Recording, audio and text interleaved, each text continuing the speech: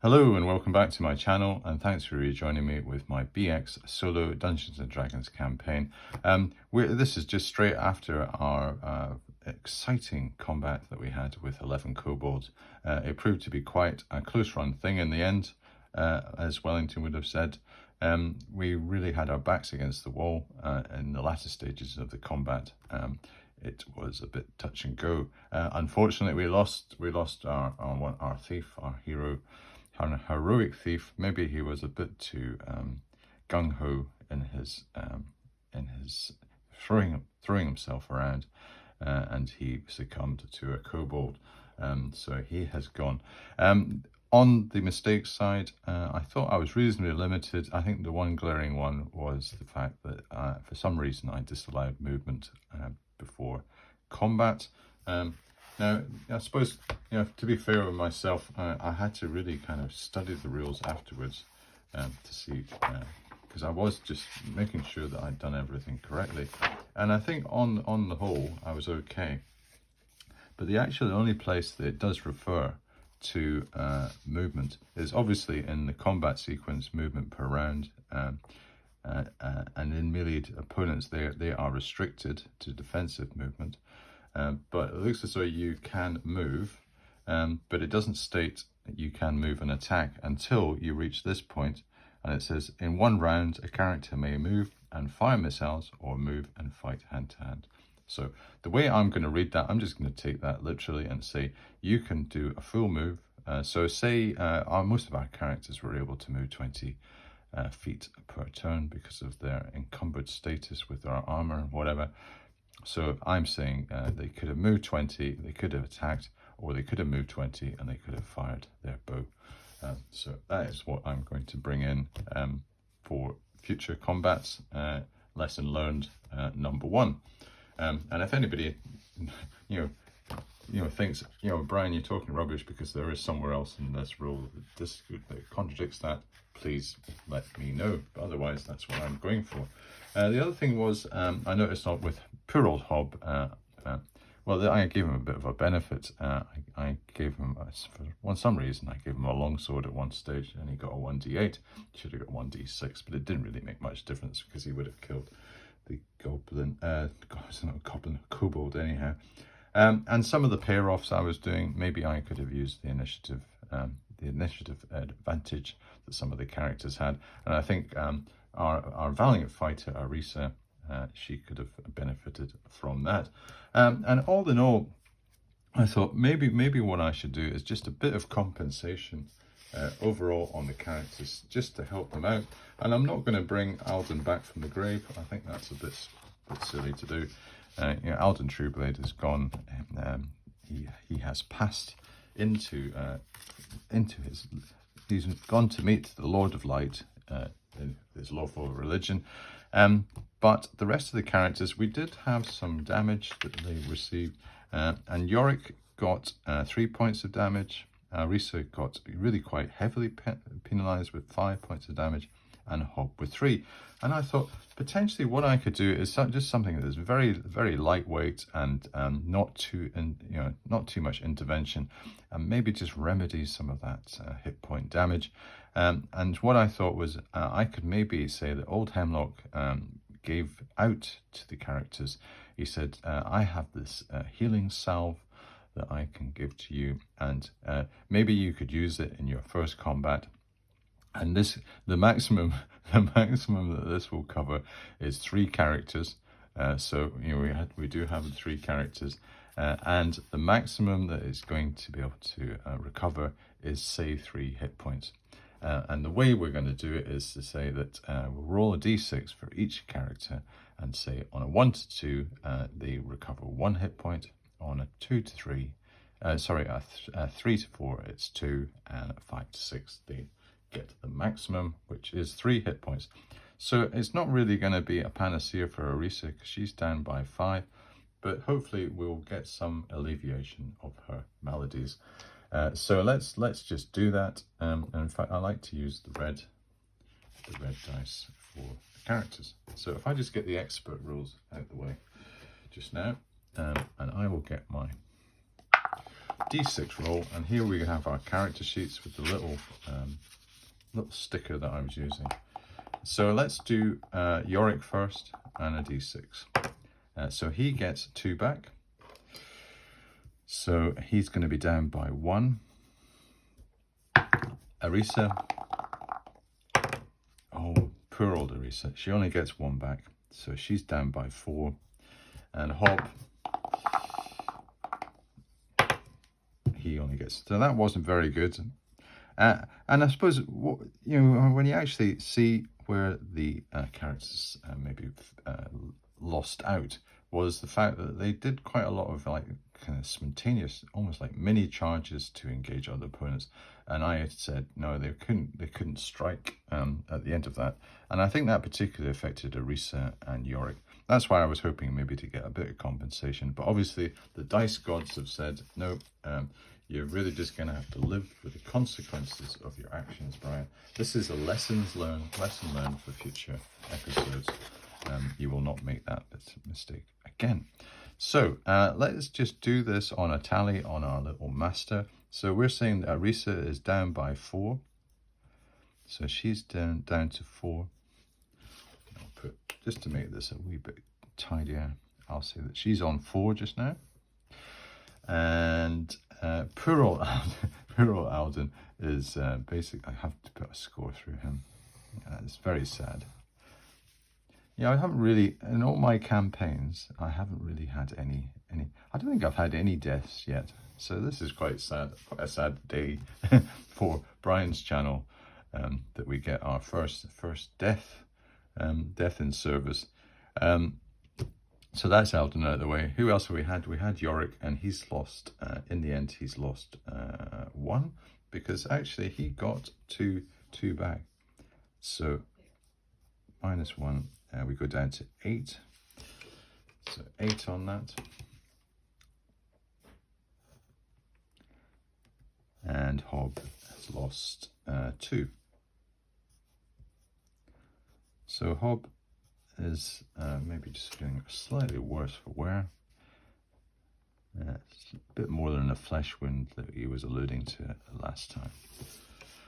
So I think that's a bit fair, and we've used our little buff that we got from Old Hemlock. The healing salve, it's all used up.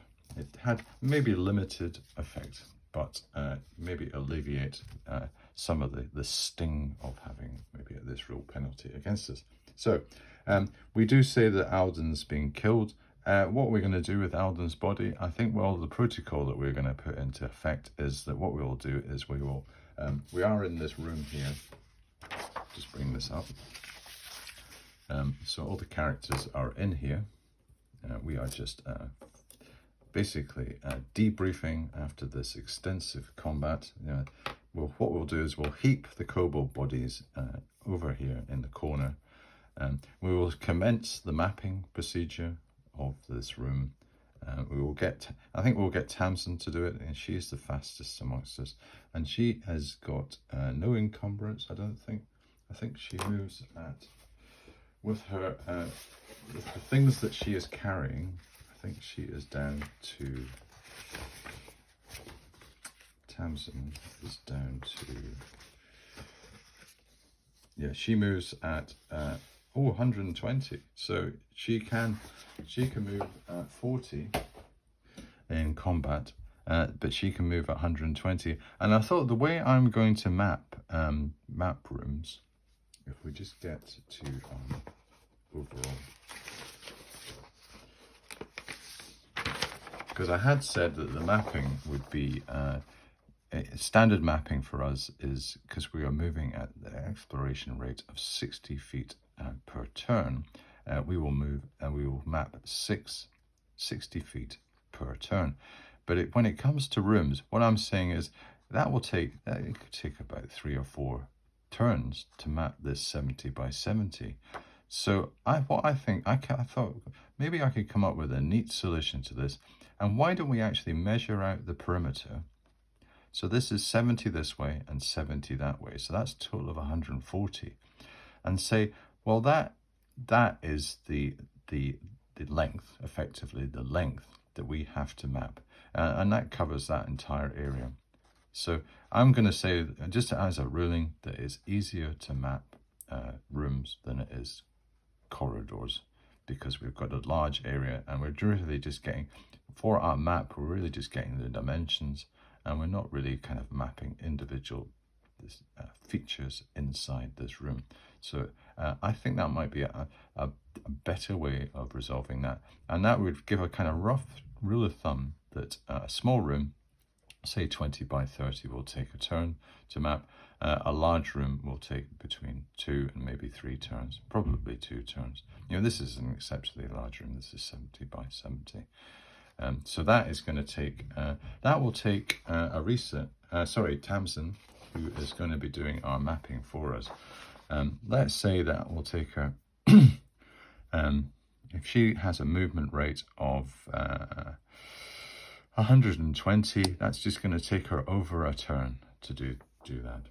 So let's round that up and say that what we'll do there is we'll just make it 2 turns to map that room. Okay, so that's that done. That is a satisfactory way to conclude on that, I think.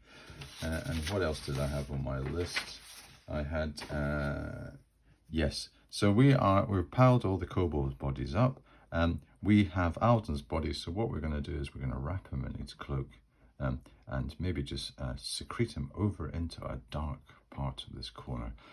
And when we return, what we will do is we will take his body out, and if it's too much encumbrance, what we will do is we'll try to find a place out of the marsh and maybe bury him, and do the lawful rites, you know, even though poor old Quinn is a neutral cleric and she's much more into the Earth Mother. She is maybe familiar with some of the rites that she can perform for a lawful soul.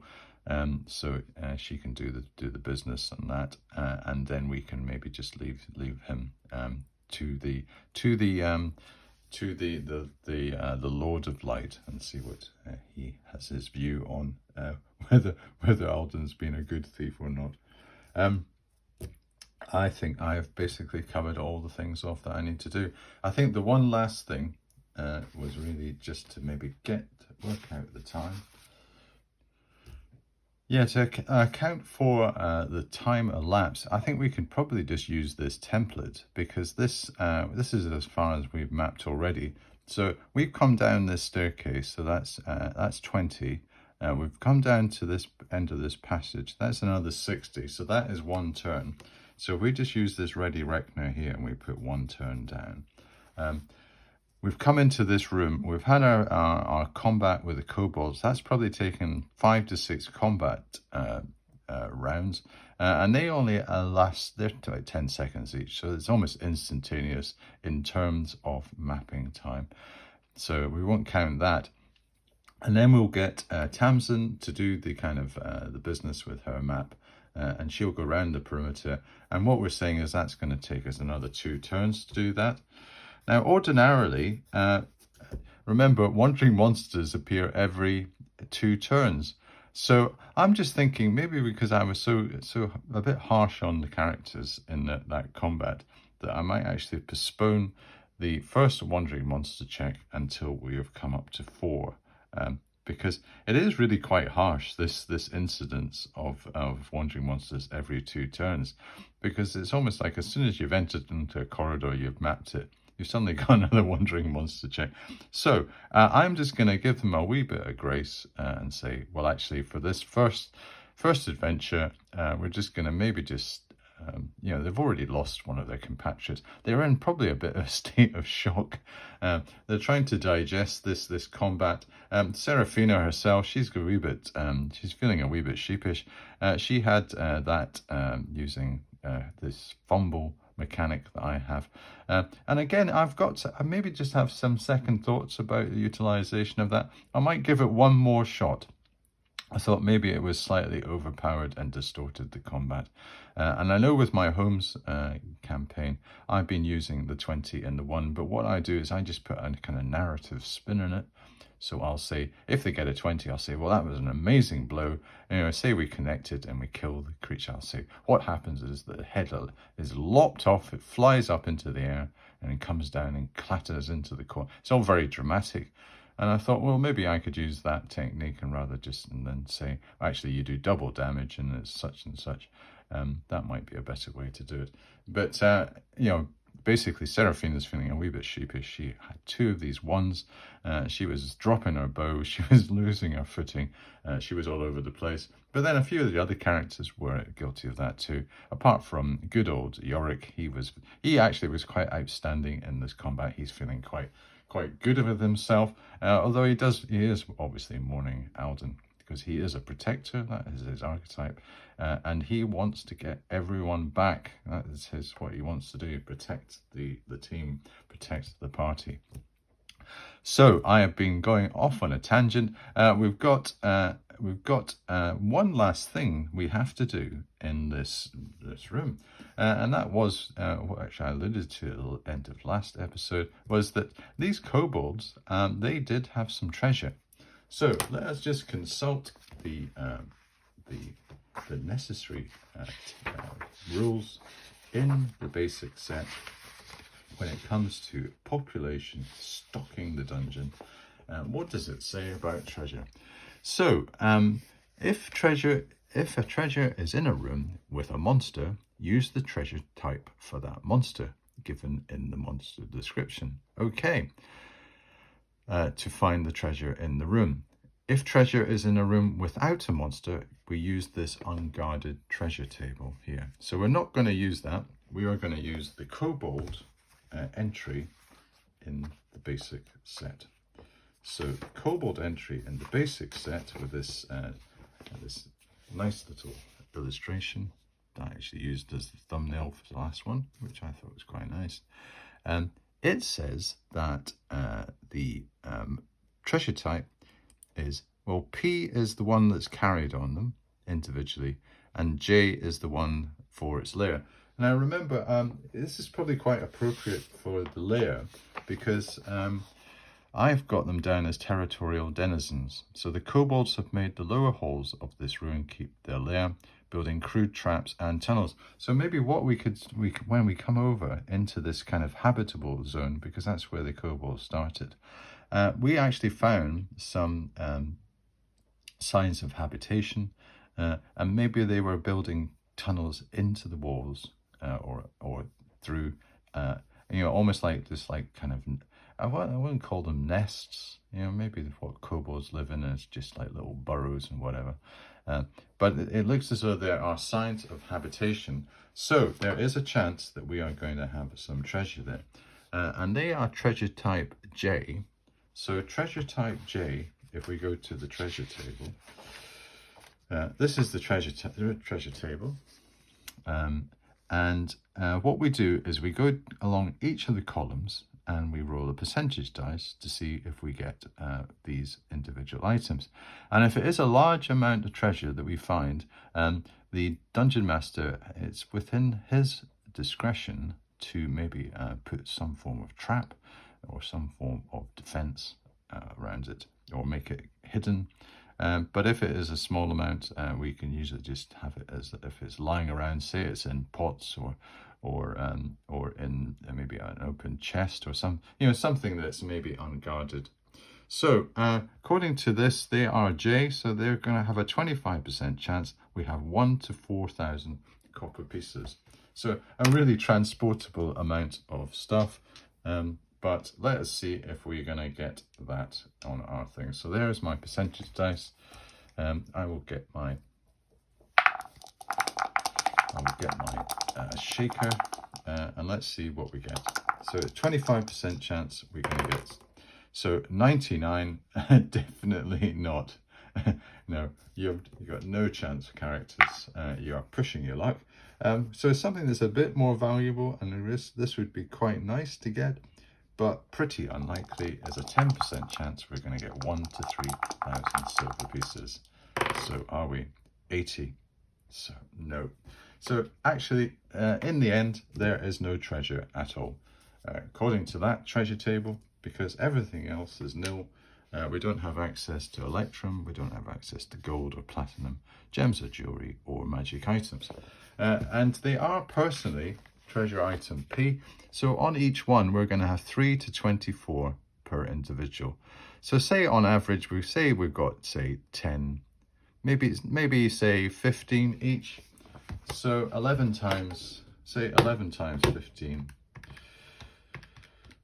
about 160 copper pieces we managed to glean. And that's, you know, that's the rather unpleasant job of actually having to search each of the bodies.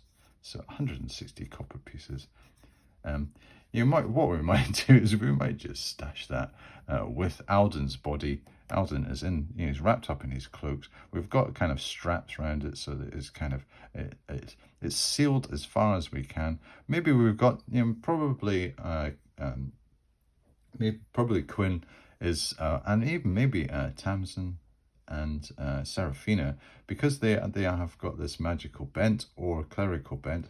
They might have a certain salves and whatever, and ointments, and maybe they can basically try to put these on the body to an extent. And certainly they might also have some skills to do with, you know, how we can deal with a deceased and whatever, particularly Quinn, who is probably the most likely to know how to deal with it. Also, there is the point that these two, Risa and Yorick, they are trained fighters, and they've obviously seen combat casualties before, and they know how to deal properly with victims that do not pass the muster test in the morning and expire, so they might know how to deal with that too. So I think we maybe spent long enough in this room.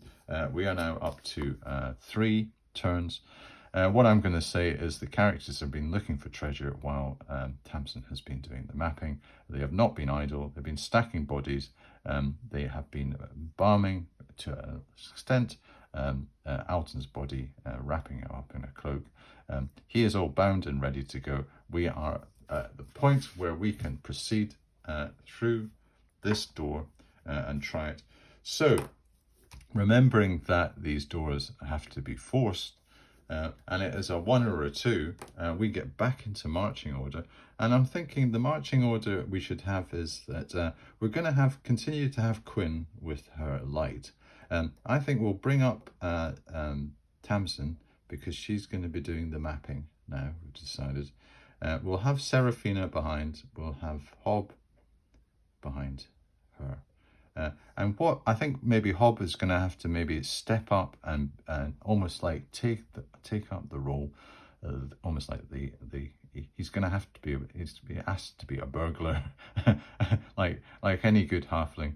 He's going to have to almost like take in a kind of semi-thief scout role. And yeah, I think he's quite keen to do that. He says, I'm an innovator. I'm good at dealing with things like this.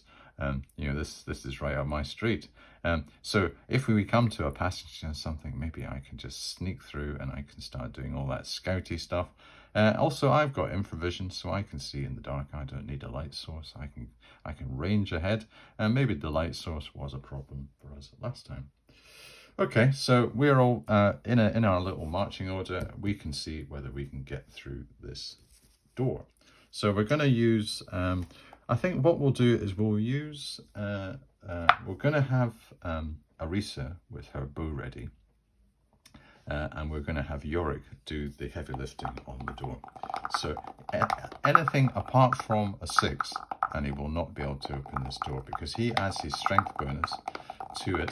It's a bit like the portcullis. That was anything but a 6 for him because he has a strength bonus of +3. So we get a 4. So yes, the door is opened. And what do we see ahead of us? So what we'll do is we'll get our map out, and I'll get my little backing sheet, and we will dispense with this room for the time being. And we'll leave Alden in it. I'll just get rid of that. Here is our map again. So we've opened this door. It is now turn 3, so we're into the first half hour. And what do we see beyond the door? And what is described is a corridor, which is 1, 2, 3, 4, 5, 50 feet long, So 1, 2, 3, 4, 5, 50 feet. And it ends in a door. Okay, so that is interesting. We proceed with caution, mapping.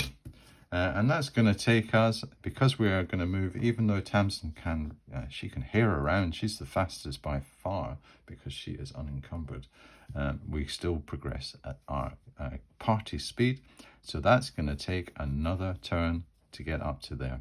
Let's just say in total, with all the kind of maybe not faffing around, but we were spending a bit of extra time just dealing with Alden and dealing with maybe coming out of shock a bit. We've taken 4 turns to get to this point. And then I think what I can do is I can maybe invoke the Wandering Monster, the Wandering Monster roll. So I will do that, and I will get the black dice of the Wandering Monster, and I will apply that. And if we get a 1, we have suddenly got a Wandering Monster chasing us down. We get a 6, so definitely not. So that's good. So we reset the Wandering Monster, and I'll just put a little WM. But we've only got 2. Now the incidence is going to be every two turns. My goodness, it is pretty harsh, this. Are we going to open the door, or will we listen? Will we listen to the door? I suppose if we listen, there's always a chance we get to hear something. Yeah, I think. What is listening? What is listening? If we look at the adventure section.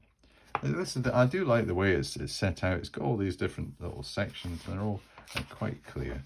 And if we want to listen, and saying that I can't find where the listening is. Retainers, doors, secret listening. A character may try to listen at a door to hear what is on the other side.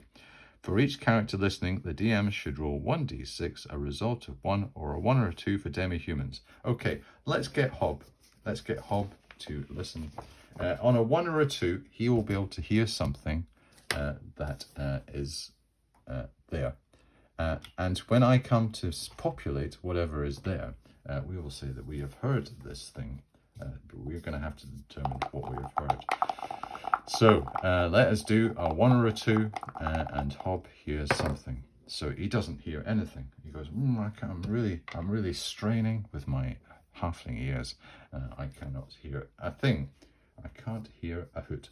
So Yorick says, well, shall I do the business again on the door? I seem to be quite accomplished in that department. They say, yes, Yorick, lead on. So anything but a 6 for Yorick. So he opens the door quite successfully. What is beyond the door? And beyond the door is, it is a room which is 30 feet to this direction and 30 feet. So it's a 30 by 30 foot room. Okay. Is it empty, or is it occupied by some denizen of the dungeon? There is a door here. Okay. It doesn't appear to be any doors on this wall. Okay. So we go to the all-important table, the table that could determine the future, the fate of our party.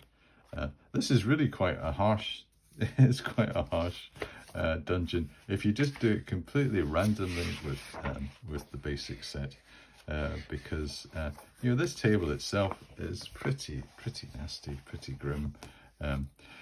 We're going to roll our first dice, and it's going to be this one with a d6. So let's roll a d6 on with my shaker. And see what we get. So what we're going to have, we're going to get an empty, or we're going to get a monster, or a trap, or a special. We get the monster.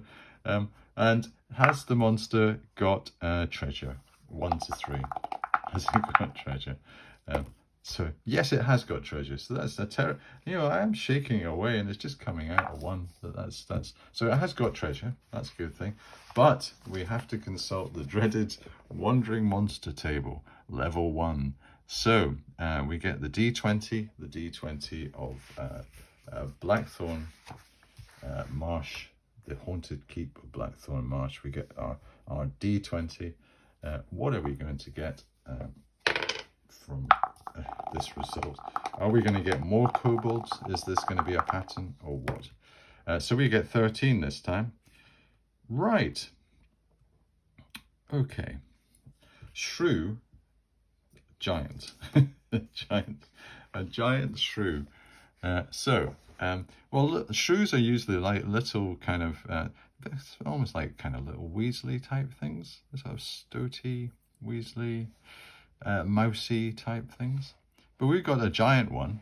There are 1 to 10 of them. Now they're pretty, you know, they've got 2 hit dice. They attack with 1 to 6. They're fast. They're really fast. They save as fighters, level 1, and they are pretty berserk when it comes to morale. They will not stop. They are relentless. And I presume they're pretty animalistic. So there's 1 to 10 of them. Shrews. Maybe that's why the kobolds didn't progress any further. They thought, we don't really want to mess with these shrews. And I suppose they must have been quite quiet, because otherwise Hob should have picked it up with his halfling hearing. But he didn't, so that's a bit of a no-no for Hob. And what I'm going to do is I'm going to see if I can find it in the. I presume it's under S for shrew. Let's see what it says with ORS, shrew, shadow, shrew, giant. Okay, let's see what the entry in the basic set says. So giant shrews look like brown furred rats with long snouts. Okay. They can burrow, climb, or jump up to 5 feet. My goodness. They are insectivorous. What does that basically mean? Insects. And hunt insects, yes. Insectivores. Their main source of food. The eyes of giant shrews are so weak that the creatures are almost blind. They are not affected by the light or lack of it. Like bats, they use very high squeaks to see areas and things. So they're squeaking away. So, you know, we probably think it's like rolling our eyes a bit and say, Hob, could you not pick up a bit of, you know, the squeaking? And he says, that door was very thick. It really was. You know, how am I expected to pick up the squeaking? And can listen to the echoes so closely that they may see things up to 60 feet away underground, as well as a creature with normal sight. So I think they're probably quite difficult to surprise these things, but who knows? A silence 50-foot radius spell will blind a giant shrew. So this is getting a bit more detailed. Giant shrews often choose one area to hunt in and will fight to defend their area from other animals, including humans. They are very ferocious and will attack anything. Okay, giant shrews are very quick and will always have initiative on their first attack. All right, so they have the initiative on the first attack. In addition, they will gain +1 on their initiative roll for the second attack. Their attack is so ferocious, attacking the head and shoulders of the defender. My goodness, these sounded pretty nasty. And there's 1 to 10 of them. Oh dear. Okay, I think it's got to be done. I did say at the start of this adventure we were going to do rules as written, and we were just going to see how long we could actually endure this dungeon. We have now got 1 to 10 giant shrews. Hopefully there's just going to be one. That's what I'm hoping. Surely there's only going to be one on this dice. One giant shrew. 8 giant. Oh dear. I mean, there's no way I'm going to be able to do an 8 giant shrew attack sequence. Maybe what we should do is just basically close the door and run. Okay, so 8 giant shrews. Maybe I could use maybe a bit of dungeon master discretion and say maybe 8 is a bit too overpowered, because that is 8 times 2 hit dice. That's like 16. So that's equivalent to, say, almost 16 1 hit dice creatures. And if you say maybe our players are, say, 1.5, So say our players are, say, like 1.5 in total with all their abilities. So 1.5 times 6 is 9. So 16 to 9 is quite an advantage. They're almost, not quite, double the strength of the characters.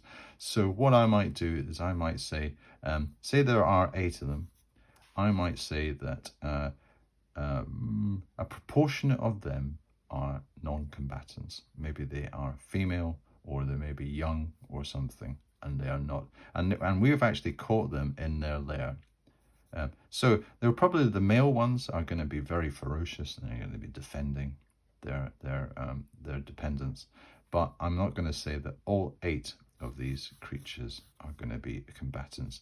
The rest of them will be probably a bit weaker, and they will not attack unless maybe they come down to the last ones, and then maybe they will just try to defend their young, whatever. What would be the proportion? We've got to get down to maybe, so I'm going to say, say we reduce the combatants by 1d4. Or maybe it's going to be at least 2. So maybe 2 plus 1d2. We're going to reduce it by. That's what we'll do. I think that's fair, and that kind of recognizes the environmental, ecological, all those logical words of the dungeon. We're a bit kind of cognizant of that dimension. So 2 plus 1d2, we're going to reduce it by. Yes, so we reduce it by 4. So we're going to have to face 4 of these are going to be combatants. So 4 combatants. What we'll say is we'll have 2 female and we have 2 young. So they're not going to fight, but the females will fight if they are forced to, and the young, we're probably going to make them 1 hit dice if we have to do it, and maybe not quite as good in attack. So yes, we are faced with the prospect of having to roll a surprise dice, and it didn't say, it just said on initiative they get bonuses. It doesn't say anything about surprise, and I think by the fact that we managed to lift this, we haven't really made any noise coming down here because Hobb's been listening. We've been keeping quite quiet, and I think Yorick managed to open this door quite effectively, so we might have actually startled them. So I think we can do, before we finish up on this particular episode, I think we can do the surprise roll, and I'll leave you on tenterhooks again. But at least we have set the parameters of what the confrontation is going to be, and I can't really think of any other way. We don't really have any way that we can communicate with these things, and if you think about it, we have come across that lair, and the thing they're going to do is maybe just try to defend it. You know, depending on, I suppose, where they are, maybe we could actually almost like frighten them with fire. You know, maybe we could light some torches or something. We do still have a flask of oil available, although we wanted to use that for our lantern. Yeah, okay. Maybe have to have a bit of a think about that. Obviously, the characters, their brains go, you know, much faster than us mere mortals on this plane, and they're racing through all the different permutations of how they can deal with this encounter in a split second. But let us resolve this dice roll first, and then leave it there. So we resoundingly win the surprise segment.